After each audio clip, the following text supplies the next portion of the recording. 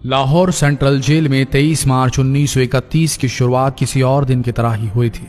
फर्क सिर्फ इतना था कि सुबह सुबह जोर की आंधी आई थी, बहुत तेज। लेकिन जेल के कैदियों को थोड़ा अजीब सा लगा जब 4 बजे ही वार्डन चरत सिंह ने उनसे आकर कहा कि वो अपनी अपनी कोठरियों में चले जाएं। उन्होंने कारण नहीं बताया था। उनके मुंह से सिर्फ ये निकला कि आदेश ऊपर से है। अभी कैदी सोच ही रहे थे कि माजरा क्या है।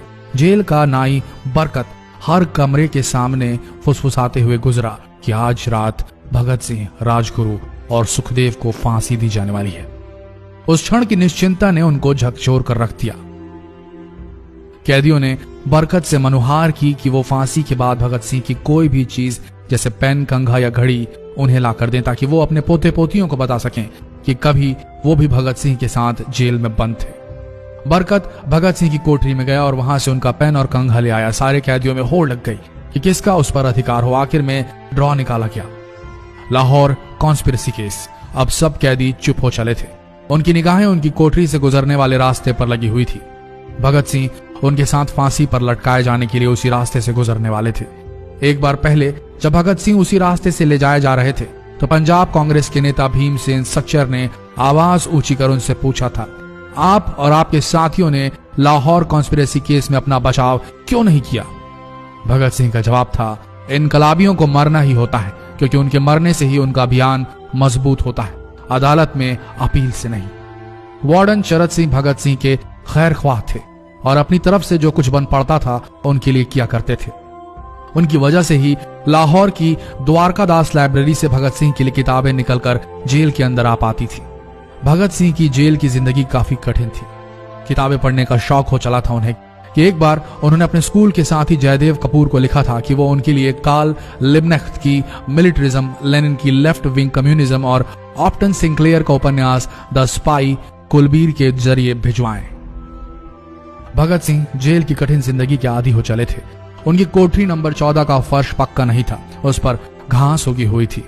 कोठरी में बस इतनी ही जगह थी कि उनका 5 फुट 10 इंच का शरीर बमुश्किल उसमें लेट पाए। भगत सिंह को फांसी दिए जाने से 2 घंटे पहले उनके वकील प्राणनाथ मेहता उनसे मिलने पहुंचे। मेहता ने बाद में लिखा कि भगत सिंह अपनी छोटी सी कोठरी में पिंजड़े में बंद शेर की तरह चक्कर लगा रहे थे। इनकलाब जिंदाबाद। उन्होंने मुस्कुराकर मेहता को स्वागत किया और पूछा कि आप मेरी किताब रिवोल्यूशनरी लेनिन लाए या नहीं। जब मेहता ने उन्हें किताब दी तो वे उसे उसी समय पढ़ने लगे मानो उनके पास अब ज्यादा समय न बचा। मेहता ने उनसे पूछा कि क्या आप देश को कोई संदेश देना चाहेंगे? भगत सिंह ने किताब से अपना मुंह हटाए बगैर कहा, सिर्फ 2 संदेश, साम्राज्यवाद मुर्दाबाद और इनकलाब जिंदाबाद। इसके बाद भगत सिंह ने मेहता से कहा कि वो पंडित नेहरू और सुभाष चंद्र बोस को मेरा धन्यवाद पहुंचा दे जिन्होंने मेरे केस में गहरी रुचि ली थी। भगत सिंह से मिलने के बाद मेहता राजगुरु से मिलने उनकी कोठरी पहुंचे। राजगुरु के अंतिम शब्द थे, हम लोग जल्द मिलेंगे। सुखदेव ने मेहता को याद दिलाया कि वो उनकी मौत के बाद जेलर से वो कैरम बोर्ड ले लें जो उन्होंने उन्हें कुछ महीने पहले दिया था। मेहता के जाने के थोड़ी देर बाद जेल अधिकारियों ने तीनों क्रांतिकारियों को बता दिया कि उनको वक्त से 12 घंटे पहले ही फांसी दी जा रही है। अगले दिन सुबह 6 बजे की बजाय उन्हें उसी शाम 7 बजे फांसी पर चढ़ा दिया जाएगा। भगत सिंह मेहता द्वारा दी गई किताब के कुछ पन्ने ही पढ़ पाए थे। उनके मुंह से निकला, क्या आप मुझे इस किताब का एक अध्याय भी खत्म करने नहीं देंगे?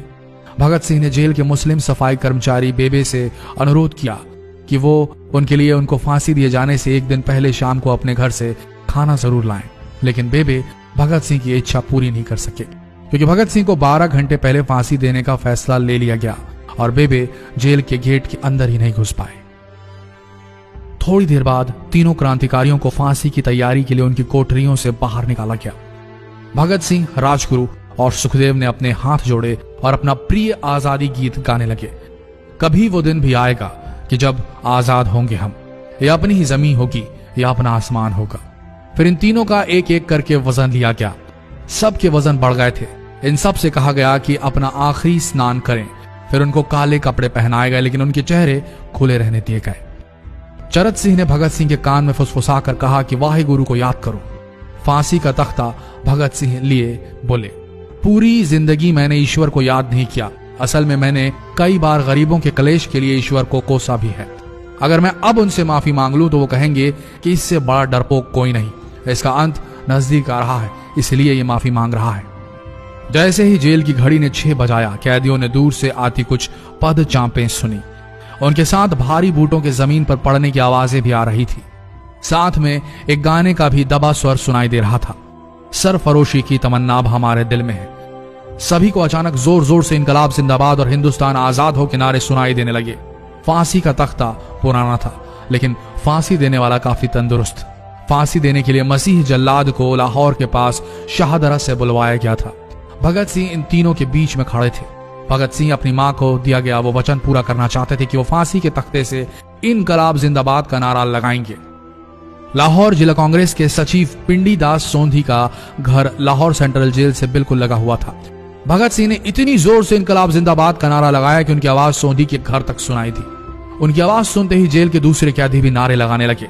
तीनों युवा क्रांतिकारियों के गले में फांसी की रस्सी डाल दी गई, उनके हाथ और पैर बांध दिए गए।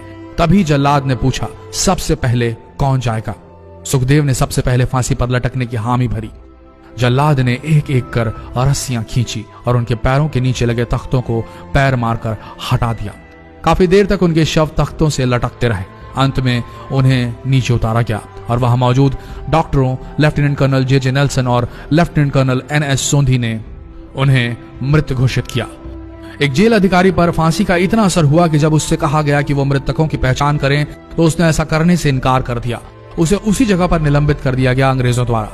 एक जूनियर अफसर ने यह काम अंजाम दिया। पहले योजना थी कि इन सब का अंतिम संस्कार जेल के अंदर ही किया जाएगा, लेकिन फिर यह विचार त्यागना पड़ा जब अधिकारियों को आभास हुआ कि जेल से धुआं उठते देख बाहर खड़ी भीड़ जेल पर हमला कर सकती है। इसलिए जेल की पिछली दीवार तोड़ी गई। उसी रास्ते से ट्रक जेल के अंदर लाया गया और उस पर बहुत अपमानजनक तरीके से उन शवों को एक सामान की तरह लाद दिया गया। पहले तय हुआ था कि उनका अंतिम संस्कार रावी के तट पर किया जाएगा, लेकिन रावी में पानी बहुत ही कम था, इसलिए सतलज के किनारे शवों को जलाने का फैसला लिया गया। उनके पार्थिव शरीर को फिरोजपुर के पास सतलज के किनारे लाया गया। तब तक रात के 10 बज चुके थे। इस बीच उप पुलिस अधीक्षक कसूर सुदर्शन सिंह कसूर गांव से एक पुजारी जगदीश अचरज को बुला लाए। अभी उनमें आग लगाई ही गई थी कि लोगों को इसके बारे में पता चल गया। जैसे ही ब्रितानी सैनिकों ने लोगों को अपनी तरफ आते देखा, वो शवों को वहीं छोड़कर अपने वाहनों की तरफ भागे। सारी रात गांव के लोगों ने उन शवों के चारों ओर पहरा दिया।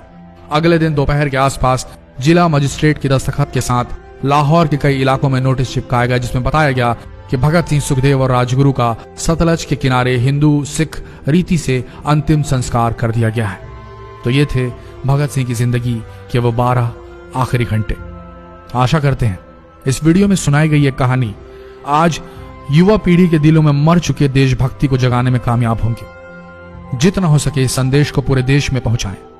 इस वीडियो को शेयर करें फेसबुक पर, व्हाट्सएप पर, और हो सके तो इस पेज को फॉलो करें ताकि ऐसे ही वीडियोस आप तक सही समय पर पहुंच सके।